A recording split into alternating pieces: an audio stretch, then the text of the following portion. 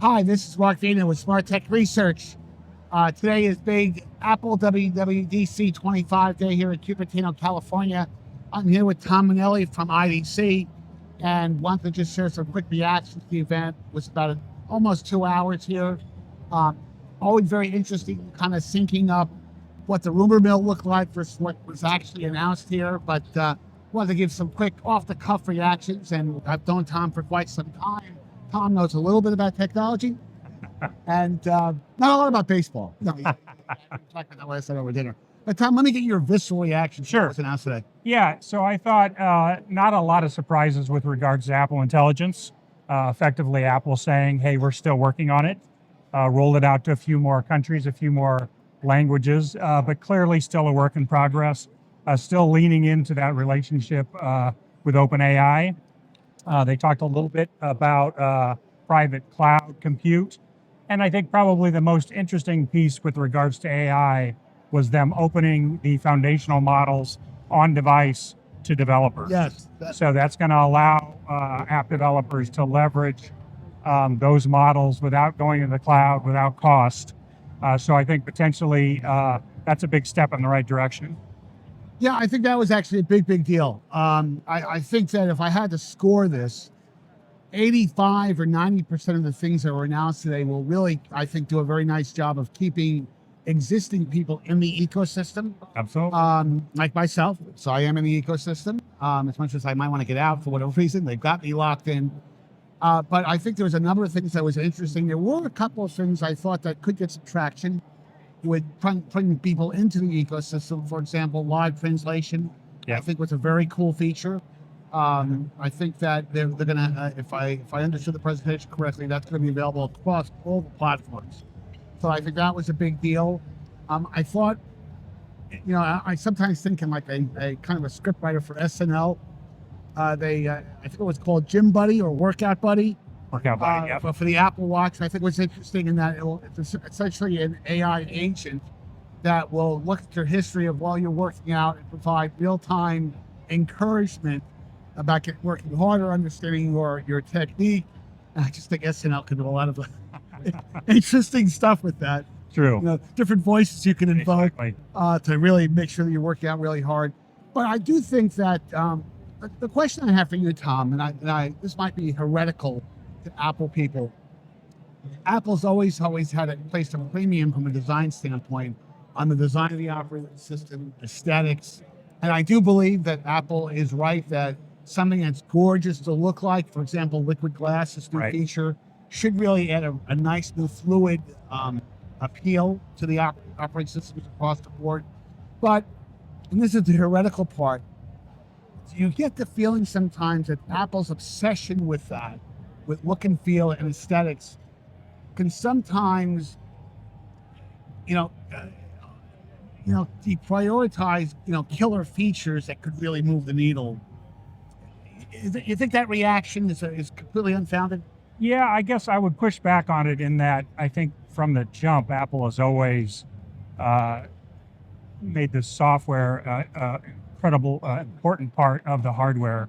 And so I think what they're doing with liquid glass across all the various operating systems is really bringing it into the future. We've been living with effectively iOS 7 for a long time. That's correct. That is correct. And so, I like what they did with the glass. As with anything, and this was true with iOS 7, the proof will be in the pudding when you start using it. But I think they're going to leverage the silicon and everything they've learned to make it a better experience. And frankly, it's part of the experience that keeps people, as you said, in the ecosystem. And it's just different from Android in that regard. Yes. Sort of an obsessive amount of fixation on details. And people expect that from Apple. And then the other thing that I thought was really quite interesting today was iPad OS updates. And interestingly, for years, we've sort of assumed that the Mac would become more like the iPad. But what they really, I think, did was make the iPad more like the Mac. They brought a bunch of windowing features. Yes. You can open and resize and launch multiple windows. And frankly, that's been one of the big challenges with the iPad. People want to use the iPad, particularly the large iPad Pro, to be productive. And yet Apple's various attempts at multitasking have kind of fallen flat. And of course, we haven't played with the software yet. We haven't seen it on a Mac or on an iPad rather. But I feel like they may have cracked the code by offering a great deal more functionality.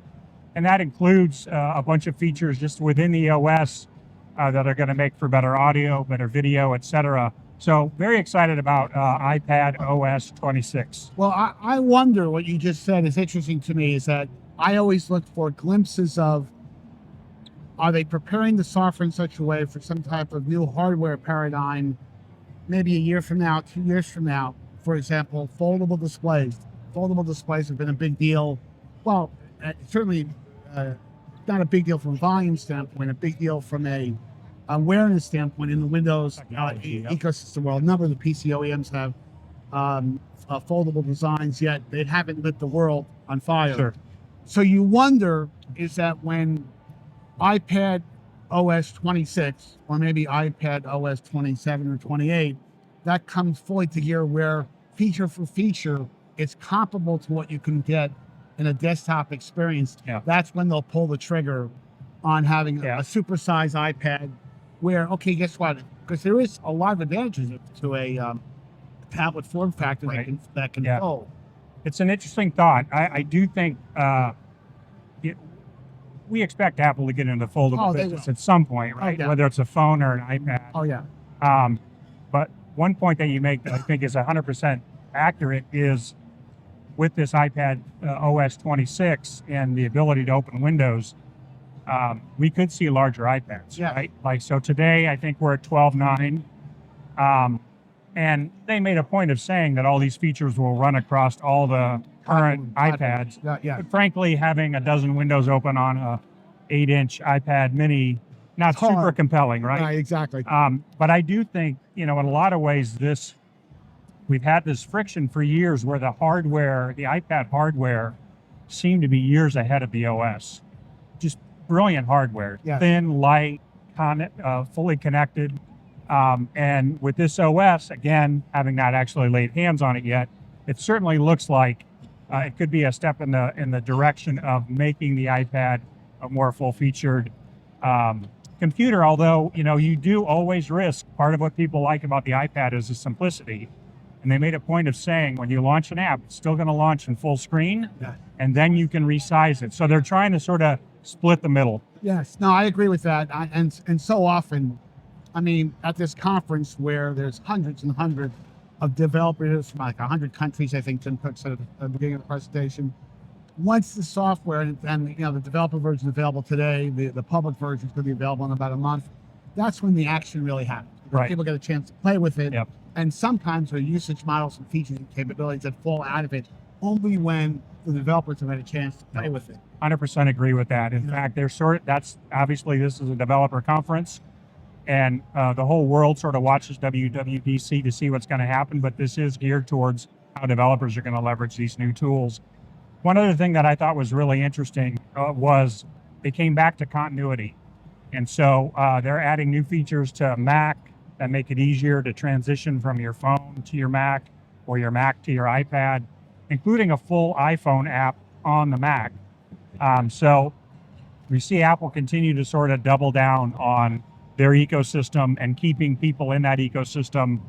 And I think most of what we saw, we didn't talk about TV or watch, but there were some interesting updates there beyond Workout Buddy. But even Vision Pro. Yeah. There was some, Vision Pro got a lot of love. Yeah. In fact, I was somewhat impressed by the amount of time they spent on Vision OS. Obviously not a ton of units out in the world, but Apple not backing down from perceiving that as a platform. I think that was the emotional messaging you pulled away, that Apple has not thrown the baby out yet on Vision Pro. And what I really liked about the Vision Pro updates is they're enabling people to bring in 3D content that were created on other platforms. They've got accessories from Sony, so you can play games. Shared experience. And the Logitech Muse, which lets you interact with digital content physically in a haptic way. So, it's probably a slow burn, but Apple, there's one thing you can say about Apple pretty much from from the jump is they play the long game. No, exactly the phrase that popped Yep. in my mind. I mean, they would be great at golf if Apple was a golfer. No, I did. You know, now that, again, it's always hard. You know, in the heat of these, you're always looking for that gotcha. Hey, this is what's going to change the world. Right. And you know, it's like that Chinese proverb: a long journey is, you know, one step at a time. And it all starts with that. And I think that Apple, there was some really strong foundational stuff. The framework model stuff, I think, is going to play a big deal. Yep. Especially as Apple gets its act together in terms of embracing the whole, call it the Gen AI LLMs outside of the Apple sphere. But it's going to be interesting. And we know, of course, that they haven't announced a date yet, but the new iPhones will be coming out in the probably the September area. And we'll probably see more stitching together of some of the new hardware features and this new software stuff that was announced today. Yeah, the last thing that I would say to maybe round us out is, you know, they did talk about OpenAI and ChatGPT. They did not mention any other foundational models. Yes. So that was one of the rumors that maybe we would see them roll out Google. No announcements about that today. I would imagine that that's certainly not off the table. Ultimately, I think platforms like Apple and others will leverage the best models for the right model for the job. But right now, I think they're still sort of in a building phase and figuring out what they can do with OpenAI.